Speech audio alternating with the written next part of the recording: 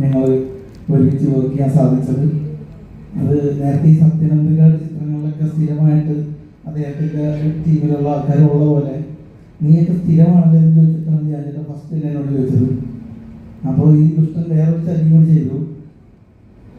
ഈ പടത്തിൻ്റെ pre production കാര്യങ്ങളൊക്കെ നടക്കുന്ന സമയത്ത് ഞാനിടയ്ക്ക് വിജയേട്ടനെ വിളിച്ച് ചോദിക്കും, ചേട്ടാ സ്ക്രിപ്റ്റ് എന്തായി കഴിയുമ്പോൾ തരില്ലേ എന്നൊക്കെ പറഞ്ഞ് ചോദിക്കും. അപ്പോൾ പുള്ളി കഴിയുമ്പോഴത്തേക്ക് അതൊക്കെ പറഞ്ഞു ഞാൻ പറയും.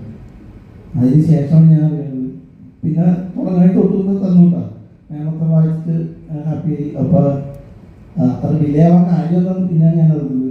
ധ്യാനത്തിനടുത്ത് കഥ പറഞ്ഞപ്പോൾ പുള്ളി ചോദിച്ച് ധ്യാനം സ്ക്രിപ്റ്റ് ചെയ്യാൻ അയക്കാമെന്ന് സാറ് പറഞ്ഞപ്പോൾ സ്ക്രിപ്റ്റോ അങ്ങനെ പറയുന്നു ഞാൻ ചെയ്യുന്നു.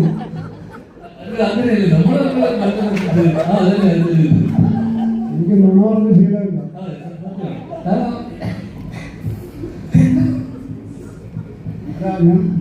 വിഷ്ണു പറഞ്ഞതിന്റെ ഞാൻ പറഞ്ഞു. അതെ അതെ അതെ.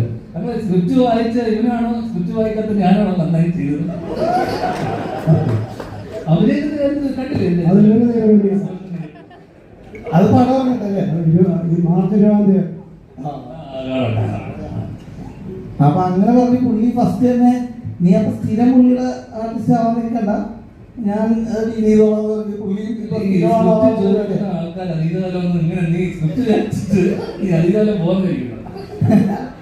അല്ല അപ്പൊ പുള്ളി സ്ഥിരം വിജയേട്ടന്റെ പടത്തിലെ ഒരാളാവാൻ വേണ്ടി ഞാൻ ആയിക്കോളാന്ന് പറഞ്ഞിട്ടുണ്ട്.